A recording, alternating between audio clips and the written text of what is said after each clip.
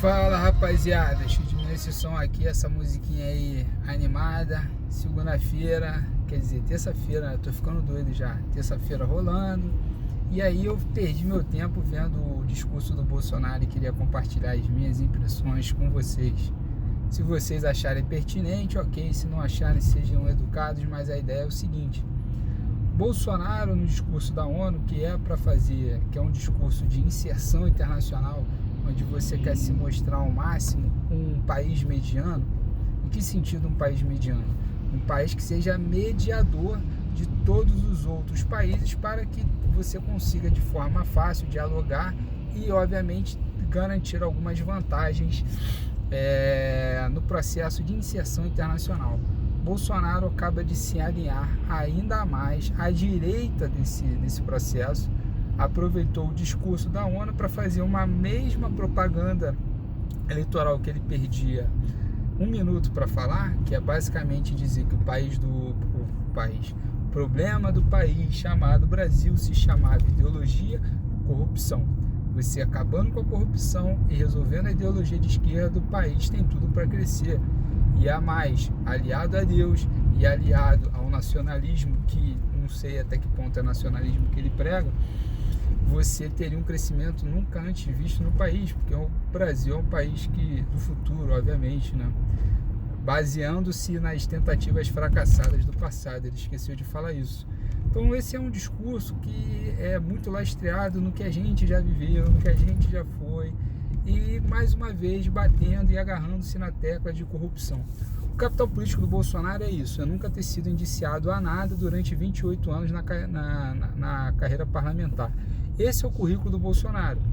E essa é a melhor parte do currículo dele, é não ter se envolvido com corrupção. Obviamente, as maneiras fáceis de se enriquecer na política, que é a prática de rachadinha, nomear, enriquecer entre aspas, né? Porque é tentativa de se enriquecer com base no erário público, que não deveria ser endereçado ao parlamentar, mas que passa pela sua mão. E obviamente, como ele escolhe para onde que esse dinheiro vai, ele escolhe para onde o dinheiro vai e tem que voltar. Basicamente é isso que quase todo parlamentar que se acha não corrupto faz. E aí, de fato, ele gera uma cadeia de influência em que ele distorce a discussão política, e o Bolsonaro teve uma capacidade de atrair quase todo o seu clã para dentro da política, gerando quase uma média empresa, né? Se você falar de um vencimento que não é 30 mil, o que a cota parlamentar, o orçamento de um escritório parlamentar hoje no Brasil gira em torno de 150 a 200 mil vezes os 4 filhos das putas dos filhos dele, mais 1,5 milhão do senador, que é o Flávio. Bota aí quanto dinheiro esses caras não movimentaram, e dizendo-se não corruptos. Por quê? Porque a corrupção de fato no Brasil passou dos limites. Era algo assim impensável você achar que simplesmente a prática de rachadinha era corrupção. Então esse é o capital político do cara. E aí, de novo, ele bate na tecla de ideologia, que ele salvou o Brasil de um quase socialismo, vindo de um PT que acabou com o país e que se aliou a Cuba. Vejo que a Venezuela, o que está acontecendo na Venezuela, o Brasil poderia ter sido uma Venezuela. E poderia ter sido, mas uma Venezuela meio diferente, porque o Lula só não quis o terceiro mandato porque não quis. Estava à sua disposição o terceiro mandato, assim como estava a reeleição à disposição do Fernando Henrique. Na verdade, são os dois presidentes democráticos mais bem-sucedidos da história, e um quis se perpetuar no poder, o outro não. Fernando Henrique tinha que ter ficado 4 anos e não ter cometido o sacrilégio de inventar uma reeleição. Inventou-se a reeleição, e aí, a partir daí, Lula poderia ter inventado facilmente o terceiro mandato e não quis. Os motivos eu não sei, mas ele provavelmente devia querer curtir a vida, porque ser presidente deve ser uma pica do caralho. E obviamente a eleição do seu pós-eleitoral, que era Dilma, já estava muito bem encaminhada. E aí é um dos problemas do apego ao poder, um dos problemas que o Brasil mais enfrenta, que é uma tese que eu construo, que se tivesse ido para a mão do Serra em 2010, o Brasil hoje teria um outro diálogo, uma outra inserção internacional. Então esse foi um discurso pobre, um discurso eivado de falácias, de fantoches, de você querer trazer para si uma coisa que você não é, ou seja, você é o enviado de Deus, então graças a Deus você está no poder, ou seja, quem está fora, quem está contra você está contrário a Deus. Então assim, você não tem como nem debater uma pessoa que entra nesse tipo de paranoia. Porque se você até se assemelhar, Hitler ele sofreu uma tentativa de golpe, que uma bomba explodiu embaixo da mesa e ele só não morreu porque foi em ambiente aberto. Isso aí tem bem explicitado em alguns livros, que é a Operação Valkyria. E aí o que acontece? Pô, parece obra divina também, parece que Deus que manteve ele lá, então cada vez mais o cara, tudo que acontece, que vai manter ele no poder, ele vai colocando na conta de Deus, porque na verdade ele é enviado de Deus e por aí vai, e aí fica aquela discussão meio paranoica que dá um pouco de vergonha, dado que você não pode associar, e isso aí a Igreja Católica fez de maneira maestral, política à religião.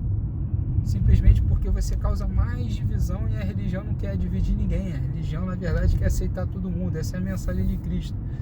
Então é isso. Então quem é socialista é satanista, é jihadista, é tudo que é ruim, meu amigo. E quem não é e quem está do meu lado tem que apoiar tudo porque eu sou enviado de Deus. Então fica essa discussão, essa paranoia. Então foda-se a capacidade técnica de determinadas decisões que eu estou tomando, ou seja, se não são técnicas não tem problema, como é a questão de eu nomear meu filho como embaixador dos Estados Unidos.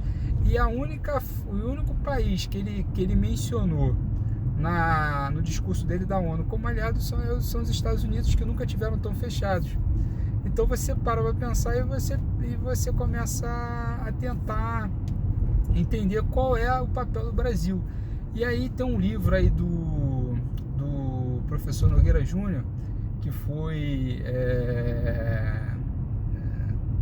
presidente da FMI, foi diretor da FMI, presidente não, diretor da FMI, foi diretor do Banco dos BRICS também, embaixador e tal, um cara de longa data, que ele escreve que o Brasil não cabe no quintal de ninguém.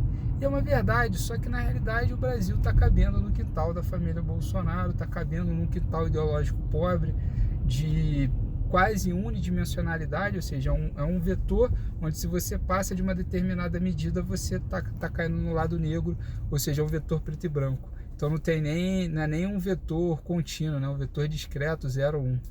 É ridículo. Então assim, infelizmente eu acho que perdi meu tempo vendo aqueles 30 minutos de baboseira, sendo que não é premissa e nem exclusividade do Bolsonaro utilizar o discurso da ONU como campanha eleitoral. Assim o fez a Dilma no âmbito de 2015, quando ela estava sofrendo uma tentativa de golpe. Do golpe lá que ela falava e tal, e ela se defendeu dessa forma, o discurso da ONU. E não é para isso, na verdade, cada vez mais a gente tem que desvincular a pessoa da sua função, do seu cargo. A função de presidente é chefe de Estado, não é chefe de governo, e nem tampouco o Brasil está ali para ser, tá dando voz para um indivíduo fazer campanha política. Ele tem que falar dos assuntos estratégicos do Estado brasileiro. E esse foi um ponto que o Brasil perdeu e cada vez mais se apequena frente a países que têm líderes um pouco mais, com a visão um pouco mais cosmopolita e de longo prazo. O problema todo desse discurso é que ele é excelente, mas ele é excelente no curto prazo. Você acaba com seus inimigos, você esvazia a discussão, mas e aí? Quem que você vai ter que dialogar no futuro? Ninguém? Bom, vamos parar para pensar e um abraço a todos.